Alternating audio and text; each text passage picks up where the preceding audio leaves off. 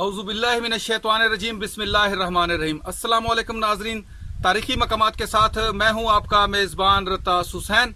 और आज मैं जिस जगह पे मौजूद हूं ये चोलिस्तान में किला डिरावर के करीब नवाबों का, जो भावलपुर के नवाब थे, उनका शाही कब्रिस्तान है। उसके साथ ही ये वाला कब्रिस्तान मौजूद है। और इस कब्रिस्तान में जितने भी नवाब ऑफ भावलपुर आए तो उनमें से जो फ़र्द जो थे वो नवाब भावलपुर के कहलाए नवाब बने, उनकी कब्रें और उनकी ख़ास बेगमात की कब्रें वो तो वहाँ पे शाही कब्रिस्तान में मौजूद हैं। जबकि उनसे पहले जो नवाब थे और उनके अजीज़ व अकारब थे उनकी कब्रें यहाँ इसी तारीख़ी कब्रिस्तान में मौजूद हैं। ये एक इंतहाई तारीख़ी और पुराना कब्रिस्तान है। और नवाब फैमिली की जो बाकी कब्रें हैं वो यहाँ पे बहुत खस्ता हालत में मौजूद हैं। और क्योंकि सदियों पुरानी कब्रें हैं, नवाबों की यहाँ पे भावलपुर में आमद कोई आज की नहीं है, ना ही कोई 50-100 साल की है। सदियों से ही नवाब जो थे रियासत भावलपुर के यहाँ पे मौजूद थे। और यके बाद दीगरे जो थे नवाब की फौतगियों के बाद दूसरे नवाब जो थे वो नवाब भावलपुर के कहलाते थे।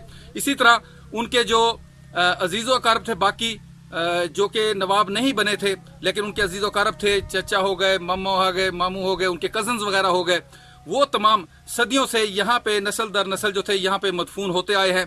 आज उनकी कब्रों पे बाकायदा कोई कुतबा तो मौजूद नहीं है, लेकिन उनकी कब्रों पे नंबर्स लगाए गए हैं 1, 2, 3 की सूरत में।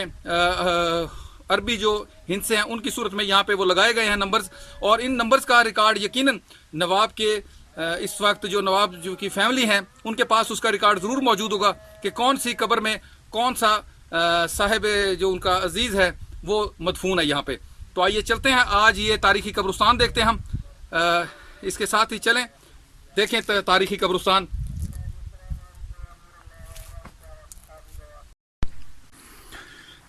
ये देखें नाजरीन, जिन कब्रों की कुतुबों की मैं बात कर रहा था, ये वो कब्रें हैं नवाब ऑफ भावलपुर जो थे, अब्बासी ख़ानदान के जो लोग थे यहाँ पे वो मदफून हैं।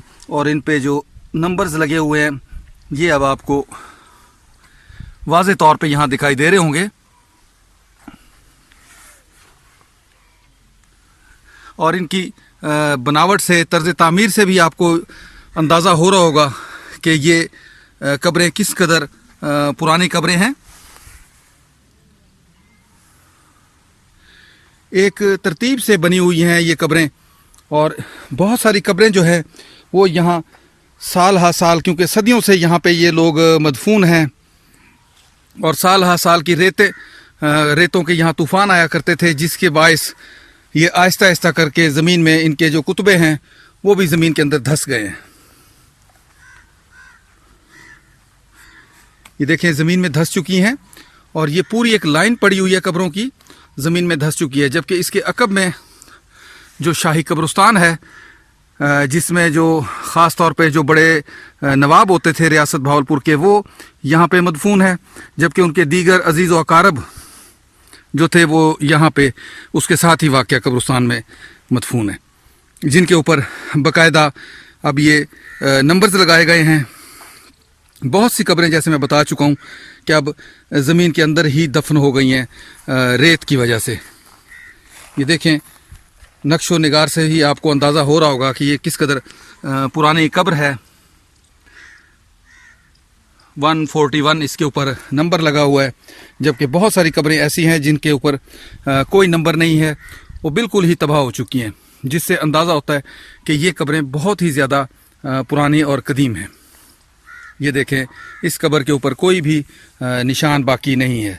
और उसके साथ साथ यहाँ पे जो बाकी कब्रें हैं वो भी इसी हालत में हैं। ये जो कब्रें दिखाई दे रही हैं ये भी ज़मीन के अंदर ही तकरीबन दफन हो चुकी हैं, हालांकि इनके ऊपर भी नंबर्स लगे हुए हैं। तमाम की तमाम कब्र पर नंबर लगे हुए हैं। जबकि जो कब्रें ज़मीन के अंदर दफन हो चुकी हैं उनका कोई आसार बाकी नहीं दिखाई दे रहा कि उन पे क्या नंबर लगा हुआ है। ये देखें, एक और ख़ूबसूरत और शाहकार कब्र है यहाँ पे मौजूद, जिसकी ईंटें जो हैं वक्त के साथ साथ बिल्कुल मट्टी की तरह भुरना शुरू हो गई हैं। यहाँ पे आपको देखें वाज़ेह तौर पे दिखाई दे रहा होगा कि इसकी ईंटें भी मिट्टी में भुरना शुरू हो गई हैं मट्टी की तरह। और बहुत सारी ऐसी कब्रें हैं, जैसे वो सामने कब्र दिखाई दे रही है, उसकी ईंटें भी भुरना शुरू हो गई हैं और बहुत हद तक वो ईंटें ही ख़त्म हो गई हैं। यहाँ पे बहुत सारी लाइंस हैं जिनमें एक तरतीब के साथ ये कब्रें मौजूद हैं, जिनके ऊपर मुख्तलिफ नंबर्स तहरीर हैं और यकीनन इन नंबर्स का भी रिकॉर्ड मौजूद होगा। ये देखें, मुख्तलिफ नंबर्स इन पे कुनिंदा है। हर कब्र पर साहिब कब्र का नाम नहीं मौजूद, जबकि उसके ऊपर नंबर लगाए गए हैं।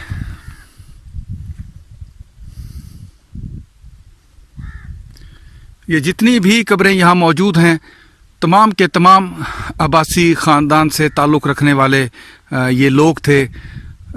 नवाब जितने भी बड़े भावलपुर के आए, उनके चाचा, मम्मा, मामू, ताया और उनके अजीज़ व अकारब की कब्रें हैं सब। और ये कोई सिर्फ़ एक बहावलपुर के नवाब की मैं बात नहीं कर रहा, बल्कि ये पूरे जो नवाब यहाँ पे मौजूद थे अब्बासी ख़ानदान के, नवाब सर सादक मोहम्मद अब्बासी से पहले की भी बात मैं कर रहा हूँ कि उनके ये अजीज़ व अकारब की कब्रें हैं। जो लोग उस दौर में सल्तनत के नवाब कहलाए, उनके तो यहाँ पे मकबरे मौजूद हैं, जबकि जो उनके और बहन भाई अजीज़ व अकारब थे, उनकी कब्रें यहाँ इस शाही कब्रिस्तान के दाएं जानब, बाहर वाली जानब ये मौजूद हैं। नाजरीन, आज मैंने आपको किला डिरावर के करीब जो ये तारीखी कब्रिस्तान है, इसका विज़िट करवाया और इसमें मौजूद नवाब ऑफ भावलपुर जो थे, उनकी जो फैमिलीज़ के कब्रें हैं, जो कि अक्सर लोगों के इल्म में नहीं है। आज मैंने आपको ये मकाम भी दिखा दिया और ये जगह भी दिखा दी जहाँ नवाब फैमिली के जो दूसरे अजीज़ व अकारब थे, वो यहाँ पे मदफून हैं। अगर मेरी ये वीडियो आपको पसंद आई हो तो मेरी इस वीडियो को ज़रूर लाइक करें, और इसके साथ साथ अगर जिन साहबान ने मेरा ये चैनल सब्सक्राइब नहीं किया, बराए मेहरबानी वो भी मेरा ये तारीखी मकामात वाला मालूमाती चैनल सब्सक्राइब कर लें। इसके साथ ही फिर इंशाल्लाह किसी और तारीखी मकाम पर आप लोगों से मुलाकात होगी। तब तक के लिए इजाज़त, अल्लाह हाफिज़, खुदा पामान।